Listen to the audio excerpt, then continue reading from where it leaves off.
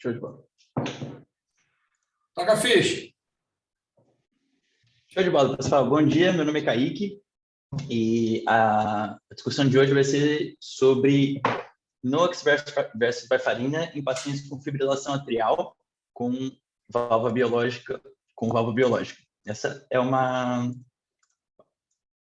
revisão sistemática que foi publicada essa semana, no dia 6, e é uma colaboração que nós temos do serviço com alguns colegas cardiologistas, incluindo aí alguns fellows de Boston, o doutor André, nosso chefe de serviço, o Renato Lopes também, que participou conosco nesse paper, o Leonardo, que é cardiologista na Emory, a Amanda, que está na Boston University. É um grupo que nós tentamos elucidar alguns pontos ali, sempre baseado nos trials mais recentes. E, como eu disse, saiu essa semana, dia 7 de outubro, no American Journal of Medicine, que é o Green Journal, tem fator de impacto 4.7, e estamos bem contentes aí com o resultado. Só para pontuar, essa é a reunião clínica do serviço de arritmia cardíaca do Hospital Stress Cardio, e as opiniões dessa apresentação são pessoais e não são recomendações médicas. Então, qual que é o contexto deste trabalho? Primeiramente, que pacientes com válvula biológica que precisam fazer de intervenção têm uma incidência muito alta de fibrilação atrial e também são de altíssimo risco para eventos tromboembólicos. E até o momento, até a publicação do trial RIVER, que foi conduzido pelo Renato Lopes e publicado no ano passado, não existia uma análise de dados sólida da segurança de NOAC neste tipo de paciente. Então, o RIVER, que foi publicado no ano passado, é o primeiro grande estudo com N significativo que avaliou esses pacientes, mas depois da publicação desse estudo não foi feita uma análise de dados combinados, né? Não existia nenhuma meta-análise da avaliação de segurança de NOAC versus varfarina nesse tipo de paciente. Só para contextualizar, né, que a fibrilação atrial é altamente prevalente nos pacientes que precisam de cirurgia valvar. Aqui é um paper do European, ele é de 2005, mas todas as publicações sempre seguem na mesma linha, e aqui ele avaliou especificamente a prevalência de fibrilação atrial nos pacientes que eram submetidos ao procedimento de cirurgia valvar. E aí 45% dos pacientes tinham fibrilação atrial, então uma prevalência bem alta. Então, basicamente, a pergunta do nosso estudo é essa. Nos pacientes que têm fibrilação atrial e válvula biológica, qual é a melhor estratégia para esses pacientes? A gente trabalhar com varfarina ou trabalhar com os NOACs? Então, esse é uma revisão sistemática e meta-análise de estudos randomizados, que nós incluímos todos os estudos disponíveis que compararam NOAC com varfarina em pacientes que tinham fibrilação atrial e válvula biológica ou reparo valvar, e que reportaram os desfechos de mortalidade de AVC ou embolismo sistêmico, não necessariamente cerebral, e também eventos de sangramento maior. Então, os resultados dessa meta-análise, nós conseguimos incluir 1.321 pacientes, todos eles que fechavam esse critério, e com uma característica bacana também que não necessariamente eles usavam o mesmo NOAC, né? Como eram estudos diferentes, que foram conduzidos em diferentes lugares do mundo. Então, 37% dos pacientes usavam o rivaroxabana, que são pacientes do RIVER, a maior parte da nossa população. 6% apixabana, 4% edoxabana e 1% abigratan, que foi um estudo brasileiro, o primeiro estudo piloto nesse tipo de paciente foi conduzido lá em Salvador. Então, 665 pacientes usavam NOAC e 656 pacientes usavam varfarina. Esses foram os nossos 4 estudos incluídos, então, o DAWA, o Engage Team, o Aristotle e o RIVER. Os 2 estudos que foram desenhados para avaliar as estratégias de anticoagulação nos pacientes, especificamente com implante valvar biológico, foi o Dow e o River. O Aristotle e o Engage Team foram subanálises, foram papers que saíram bem depois, que a informação dos pacientes que tinham foi feita uma post-hoc analysis, né, uma informação posterior, para avaliar os pacientes do total do estudo que tinham válvula biológica. Então, nós também conseguimos incluí-los na análise. Então, nossos resultados. Basicamente, a gente não encontrou diferença entre as estratégias de anticoagulação para mortalidade por todas as causas e mortalidade cardiovascular, né? A gente tem, tanto um quanto o outro intervalo de confiança toca o eixo central, e na questão da mortalidade, a gente não encontrou diferença. Também para sangramento maior não houve diferença estatística. Esse intervalo de confiança superior a 1.01 é bem angustiante para a gente, porque foi bem próximo de ser significativamente estatístico, né? O I quadrado, o índice de heterogeneidade é 0%, então são dados assim, seria uma informação em níveis estatísticos bem confiável. Faltou pouco, talvez, quem sabe, com o próximo estudo estatisticamente essa questão vire, mas existe sim uma tendência, mesmo que não no momento na literatura não estatisticamente significativa, mais numérica, de menores eventos de sangramento maior nos pacientes que usam NOAC, né? Então, na análise combinada de todos os estudos com este tipo de paciente, a gente encontrou 2,8% no total de eventos no grupo com NOAC versus 4,7% no total de eventos do grupo tratado com varfarina. E aqui, para nós, que foi o grande achado do estudo, é a questão do desfecho combinado de AVC ou embolismo sistêmico. Que aí sim, esse aqui é a informação que a gente estava buscando e conseguimos encontrar, que é a questão que, além de ser numericamente menor, também significativamente estatístico, né? com odds ratio de 0,4 e um total de eventos de AVC ou embolismo sistêmico nos pacientes tratados com NOAC de 1,5, comparado com 3,7 no grupo tratado com varfarina, lembrando, juntando todos os estudos que já avaliaram pacientes com fibrilação atrial e válvula biológica. E esse achado, na verdade, ele segue a linha dos outros dois grandes estudos, né? Tanto do Aristóteles quanto do Engage Team, que também trouxeram que os pacientes que tinham sido tratados com NOACs tiveram uma incidência menor de AVC e embolismo sistêmico. A gente só não tinha essa informação de desfecho combinado, de análise combinada, especificamente nos pacientes além de fibrilação atrial, com válvula biológica, né? Como disse, tanto o Aristóteles quanto o Engage Team publicaram essas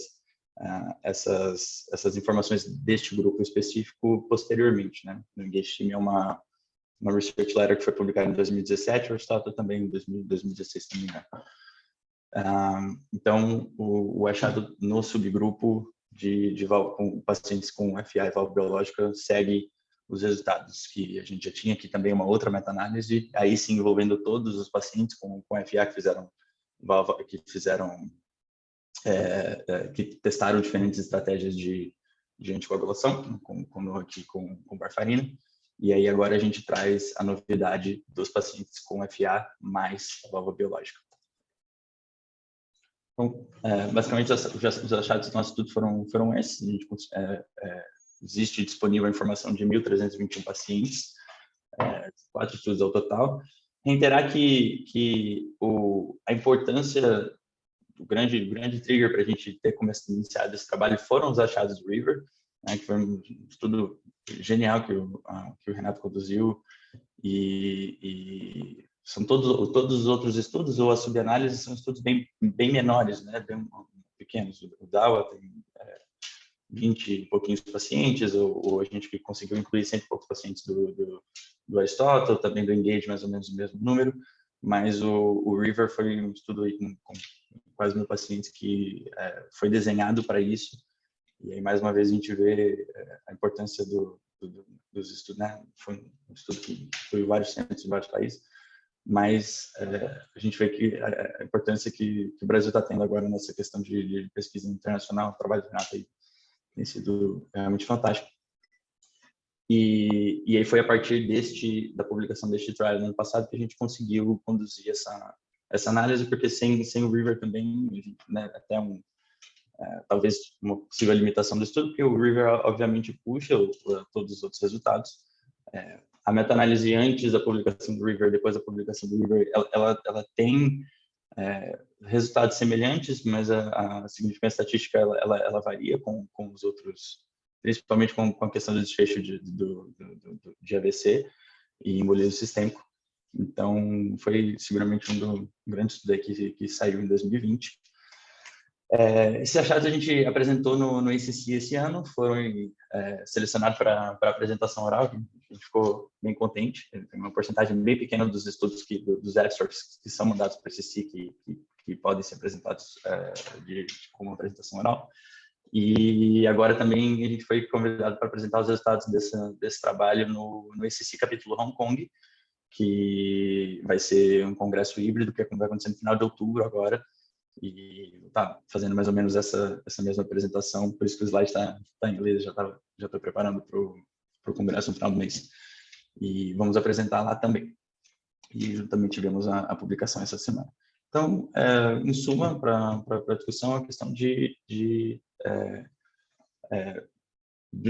agora a gente ter ainda mais certeza, de ter evidência em que a gente possa nos apoiar, em que o tratamento com NOAA, que além de muito mais conveniente, também seguro agora nos pacientes com fibrilação atrial e com implante de válvula biológica.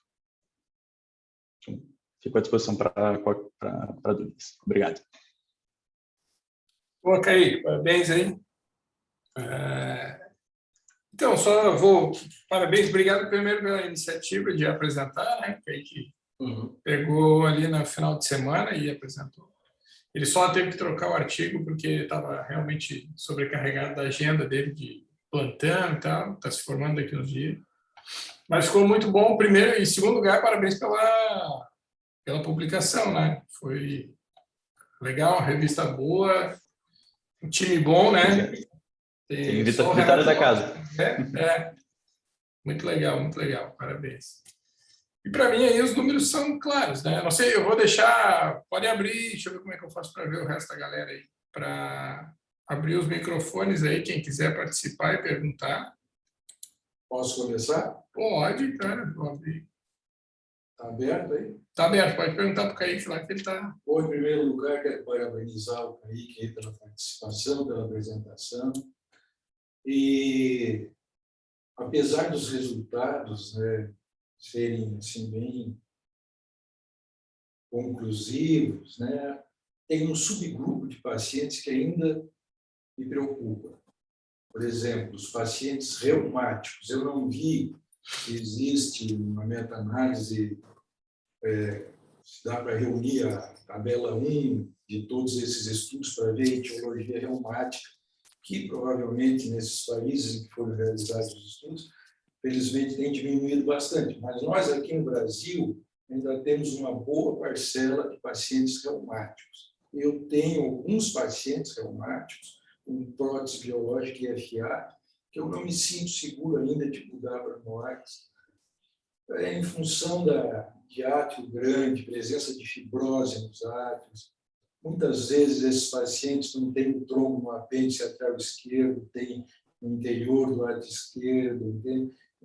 Eu não me sinto seguro em trocar ou mesmo começar, se for um paciente novo, nessa população de pacientes reumáticos. Então, eu perguntaria para o Kaique o que ele pode me dizer sobre isso, sobre a etiologia.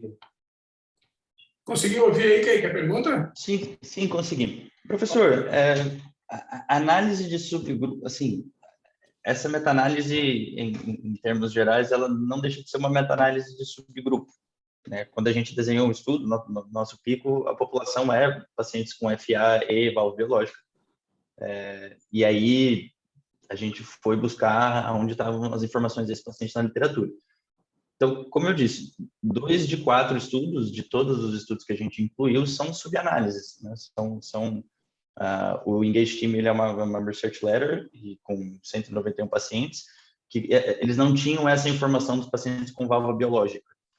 Então, eles ligaram para todos os pacientes do Engage Team e os que eles conseguiram localizar foram 191, de uma população bem maior. E aí, então, foi feita essa subanálise. O Aristóteles, a mesma coisa. Então, essa meta-análise já não deixa de ser uma meta-análise de subgrupo. Então, tem toda a questão de a gente ter que avaliar com cautela os dados de uma análise de subgrupo, né? Porque tem sempre aquele exemplo clássico, por exemplo, do ISIS-2, do estudo da aspirina, que faz uma análise de subgrupo, por exemplo, por signo dos pacientes. Ele consegue provar que de leão tem menos, deixa de ser uma brincadeira que eles trazem no artigo, mas só para lembrar a gente que não é porque existe uma análise de subgrupo com dados que nos parecem estruturados que a gente pode seguir aquilo piamente, né? Então, também é uma ressalva do estudo. Como eu disse, a gente tem um grande estudo que foi desenhado para isso, que foi feito para isso. O DAO foi um estudo que foi feito em Salvador, com 27 pacientes, não tinha desfecho primário para avaliar a questão do evento de sangramento. O desfecho primário do DAO era para encontrar trombo intracardíaco por eco. Por isso que um N bem menor, em questão de cálculo de amostra, quando a gente coloca um desfecho intermediário, ele cai bastante. Então, agora, dado esse contexto, respondendo a pergunta do senhor, a gente tem essas informações da frequência dos pacientes que tinham do River apenas, né? Tem um arquivo com 80 páginas que é o apêndice do River, e aí lá tem a frequência, a incidência de todas as morbidades dos pacientes.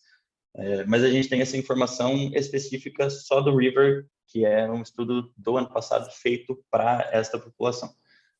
Mas a gente não tem análise dos desfechos por essa comorbidade, né? Então, a gente sabe quantos pacientes do River eu posso abrir aqui, a gente sabe qual seria a incidência de pacientes com doenças reumáticas do River apenas, mas a gente não tem análise de desfecho de segurança para essa população, porque é um dado bem restrito. Vocês estão me ouvindo? Sim, pode falar. Sim. Então, assim, bom dia, pessoal. Então, assim, parabéns ao Kaique, gostei muito desse trabalho. Esse trabalho está em linha com o último guideline agora, que saiu em setembro, na ESC, que reforça exatamente esse tema, que tem sido um ponto de fraqueza, vamos dizer, dos NOACs, que é a utilização deles nos pacientes com válvulas biológicas. O Realign, se eu não me engano, o nome do trabalho, foi publicado em 2013, logo depois que os NOACs começaram a ser mais badalados, que foi feita aquela primeira tentativa da utilização do NOAC nos pacientes portadores de válvulas mecânicas. O Realign foi um estudo que sepultou o tema, né, em que se tentou usar dabigatran nos pacientes com portadores de válvulas mecânicas, e o trabalho teve que ser estopado, né, por altos índices de mortalidade e sangramento, né, e muito pouco foi explorado na época. Até tinha um professor meu que brincava que talvez esse tema voltasse a ser explorado novamente na Rússia, no leste europeu, ou algum outro país em que o Comitê de Ética e Pesquisa não fosse mais conivente com esse risco, né? Vamos dizer dessa forma.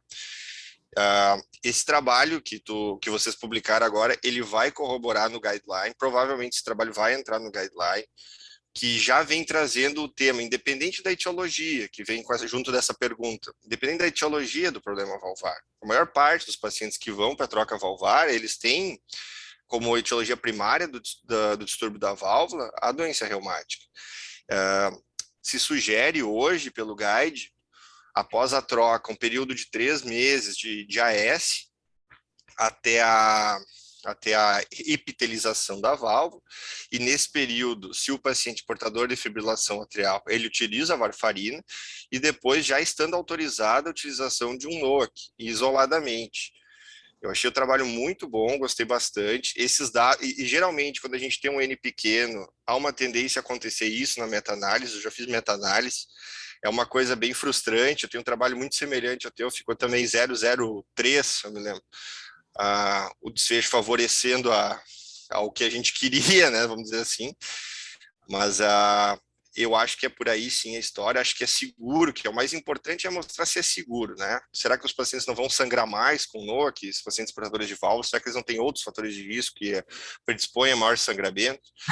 E eu só queria fazer uma pergunta, que talvez tu não tenhas a resposta, mas é se tem algum dado sobre trombose de válvula, que é uma coisa incomum na válvula biológica, mas se tem alguma coisa de formação de trombo na válvula nos pacientes que que utilizaram o NOAC em relação à varfarina, ou se não houve diferença estatística.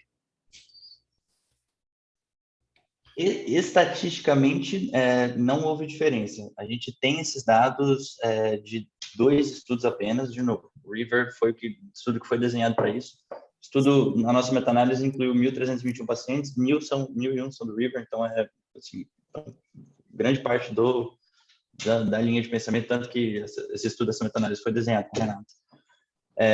A gente tem essas informações do Engage. O Engage, ele, na ResearchVera, ele traz quantos pacientes tiveram trombose de válvula em cada um dos grupos. Mas são só esses 2 estudos que nos trazem, não teve diferença estatística.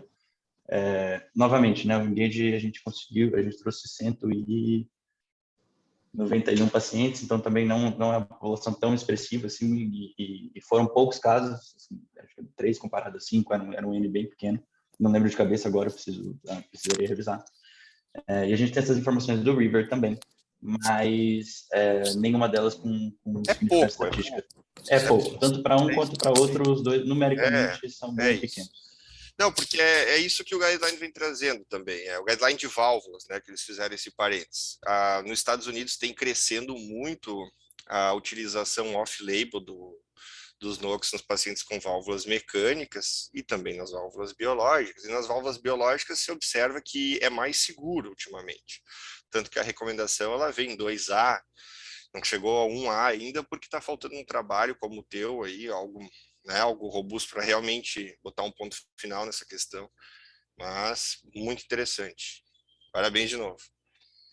Obrigado. Andrei, tu quer fazer uma pergunta aí que estava com o microfone aberto? Alô? Oi, fala. Estão me ouvindo? Sim. Parabéns, eu estou aqui no carro, um pouco difícil coordenar as coisas, mas eu assisti tudo, pelo menos ouvi tudo. E esse estudo eu acho muito importante, né? Na verdade, ele corroborou basicamente o RIVER, né? Ele, na verdade, aumentou o N, mas as afirmações, aí, as conclusões, ficaram muito semelhantes ao RIVER. E, assim, junto com a dúvida do Miguel, a dúvida que eu tenho é assim, eu sei que não tem resposta, mas essas avaliações não levaram em consideração se as próteses biológicas eram normofuncionantes ou tinham algum problema.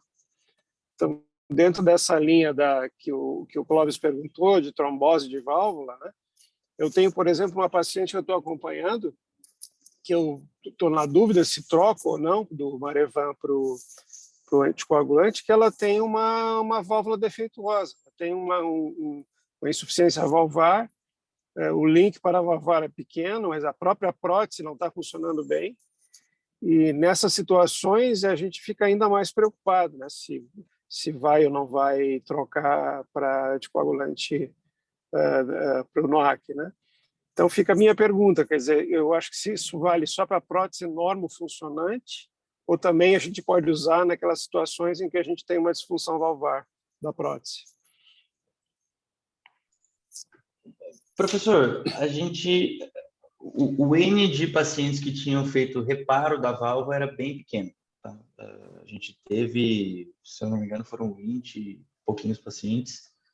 De novo, também só do Aristotle, por aquela análise após a publicação do trabalho que foi feito. Então, o estudo foi desenhado para pacientes com válvula funcionante, né? Se o paciente não tinha válvula funcionante, ou tinha algum outro fator próximo a ser incluído no estudo, né? Em questão de evento trombembólico, enfim. Tem uma série de fatores exclusivos que foi usado na maioria dos estudos. No Engage, o Aristóteles tem um desenho bem semelhante, e também no River. Então, a gente poderia usar os resultados para extrapolar nesse caso, mas assim, também sem nenhuma base sólida. Seria uma linha de pensamento próxima que acho que entra na discussão do Cláudio ali também, na questão de trombose de válvula. É um N bem pequeno, então essa informação a gente não tem, né? E esse é um estudo difícil de fazer também, né? A gente desenhar essas questões mais particulares acaba sendo necessário o trabalho de vida real. Aí tu vai ter que botar o negócio para jogo mesmo, porque quando tu tem poucos pacientes, tu não vai conseguir fazer uma seleção desses pacientes para fazer um estudo, né? Exato. A senhora tem um problema diferente do que foi estudado, nós vamos começar porque o que a gente quer é evitar sangramento, evitar evento tromboembólico, né? Então, esse é um desenho de estudo clínico e precisa de um N muito grande para conseguir avaliar isso, né? Tanto que foi o que aconteceu, por isso que, novamente, deve ter tanto River. Então, para a gente fazer um estudo deste tamanho com pacientes com válvula não funcionante, é bem complicado. Então, talvez a gente consiga extrapolar os dados, mas aí com mais cautela ainda. Kaique, alô? Estão me ouvindo? Estou ouvindo, professor. Então, isso é interessante, talvez, eu acho que não deve ter sido feito, evidentemente, é tentar pegar esse grupo pequeno de pacientes que teve eventos, né, embólicos, periféricos, ou AVC, ou até mesmo sangramento, e analisar qualitativamente esse grupo, né, esse grupo que complicou. Se tinha algum fator diferente do grupo que não complicou, clínico, né, que pudesse talvez ser usado como um diferencial, né? Seria interessante ter essa informação. Com certeza, como análise posterior, é interessante mesmo. Ok, muito bem, parabéns. Obrigado. Então, a gente tem mais 7 minutos aqui de gravação e o Zoom vai encerrar a nossa reunião. Tá? Não sei, Maurício, mais alguém? Senão, eu não tenho uma pergunta, eu tenho um comentário final. Eu acho, primeiro, de novo, parabéns, sensacional, espetacular estar nesse mundo aí junto com o André e com o Renato aí nessa tua publicação, muito legal. Realmente o Brasil está mudando, acho que, sei lá, muito graças ao Renato Lopes mesmo. Está mudando o cenário da pesquisa aqui, está saindo muita publicação, muita coisa com o pessoal aqui do Brasil. Acho que nos próximos anos a pesquisa no Brasil vai dar um up.